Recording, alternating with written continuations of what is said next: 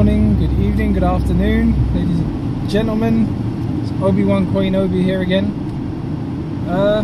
Just turn down my aircon. Let's see what I want to talk about. I was going to title this video how I explained blockchain or Bitcoin and the way it works to a 60-year-old.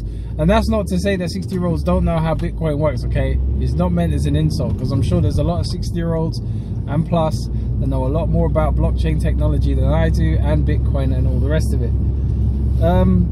Yeah, so I just want to tell like how I basically try to explain this to someone that I worked with in the past when things were going crazy and everyone was saying it's in a bubble. And I was trying to explain to her that it's not, technically it's not in a bubble and it's not going anywhere, because the Bitcoin blockchain is like the internet, you know, you can build on top of it. It's more of a protocol than anything else. Because she basically said, oh, you know, it's like the .com bubble, like, you know, all these companies, blah blah blah. But I said, yeah, but maybe all those companies shut down, but the internet was still there, which is pretty much what Bitcoin is like to me. So I basically referred her back to a story she told me a few years or a few months ago, or I say a year ago. She was saying that when she was working in this particular company that we were working for, they used to have so much more staff, and what they would do is at the end of the night, when they were locking up away all the assets, I'll say chips, they would have to check them maybe 3 times. So you would have someone who would be on the table, who would write down all the chips on the table, get it signed by that person, get it signed by a manager, get it signed by another like inspector, and then those chips would be then taken off the table, given to cash desk, which is where the department that we used to work in, or I used to work in, and in that department they would check it again, and then they would sign it, and then there would be this massive sheet on the wall, and it's like a ledger. So you would like put all the chips and breakdowns per table on this ledger, then it would be checked off again. So that's maybe 4 or 5 checks, you know, for the same task.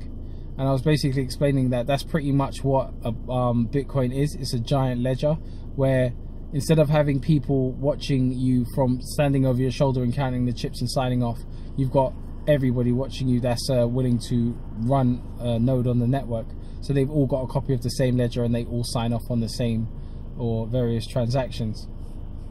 And it kind of blew her mind, because I said, you know, no one actually knows who's signing off on it, and everyone has the exact same copy, so that makes it completely secure and safe, but also open, you know, for everyone to see what's going on.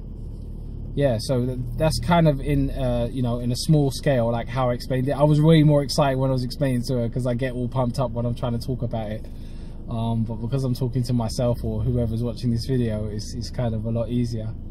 What else? I read an article maybe this morning or yesterday afternoon about Omise Go. Again, I know, OMG, I'm a big fan. And they've signed up to do a deal with a bank, I believe. I'm not so sure what the deal is. I believe it's about you being able to have like some sort of payment method. I don't know if it's a debit card, and I'm hoping it's not, because if it is, then, you know, I'm going to take it with a grain of salt, because it seems like every company that comes out with a debit card is foiled before they even get to, you know, terminals in stores or for retailers, or, you know, the public to use, like for the general population to use. So yeah, take it with a grain of salt. What I'll do is I'll put a link to that article in the description if you guys want to read about it. There was also that old Coinbase thing where they were going to do an announcement on CNBC Fast Money. Well, they did do an announcement, and it turns out that it wasn't what everyone was hoping for, which was like a release or a list of the ERC20 tokens that would be added to Coinbase for, you know, using fiat money to purchase it directly instead of having to buy Bitcoin or Ethereum to buy your ERC20 tokens. It was something about venture capitalism, I think. Oh God, I keep on saying I think. I've got to do another link to the description so you guys can actually check that out as well. But yeah, it's basically it wasn't what it was supposed to be. So I noticed that there was a pump in a few altcoins last night or this morning, wherever you are. ZRX, which is a decentralized exchange, I believe, or a protocol for a decentralized exchange, and OMG, which went up 10%. I will say this, that I don't see the prices or the trend in the prices changing anytime soon.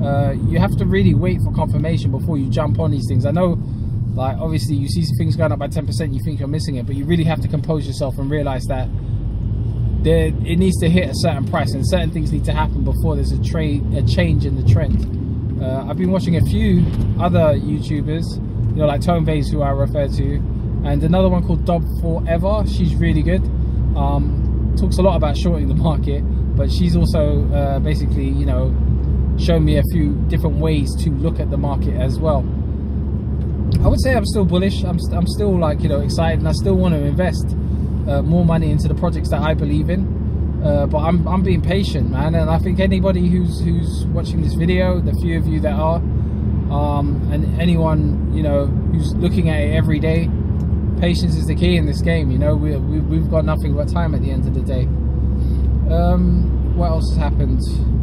Yeah, nothing really, I guess. I mean, they just released a video of the economy, I think it's called, with Vitaly Buterin. He's doing a speech, and it was really interesting because he was talking about all the things that people expect from a blockchain, and, you know, the certain negatives and positives from actually using blockchain for certain processes. You know, are you willing to give up transaction speed for XYZ and whatnot? I'll probably put a link for that in the description, so, you know, you guys check out my description. It's all going to be there for you to, you know, absorb and try and learn something new. Tomorrow is the Ethereum core dev meeting, so they normally stream that live, so I'm going to give that a listen and see what I can absorb from that, and see if I can learn anything new, hopefully, you know, that, so I can explain to you guys with a bit more clarity. Like I said, you know, in my first video, I'm really here to just learn. So if anyone has any information or can point me in the right direction of where I can pick up more information about, you know, things to not just talk about, but for my own benefit, because sometimes I feel like in these videos I'm just kind of just rambling on, but it's just me, it's just a way to get the thoughts out of my head, basically. And, you know, the more informed I am and the more I learn, the easier it'll be for me to maybe pass on that knowledge to someone else through these videos. Anyway, I said on my last video as well that I'll have a sign off, and I've been practicing it, so I'm gonna go. Here it goes. Oh, last thing, thank you for watching. Please like and subscribe. I really appreciate any attention or, you know, time that you guys give me, because we all know time is valuable. So I am Obi-Wan Coinobi. May the gains be with you. There you go. That's how I'm gonna end it from now on. So yeah, you guys have a great whatever day, morning, evening. Do something nice. Sit in a park.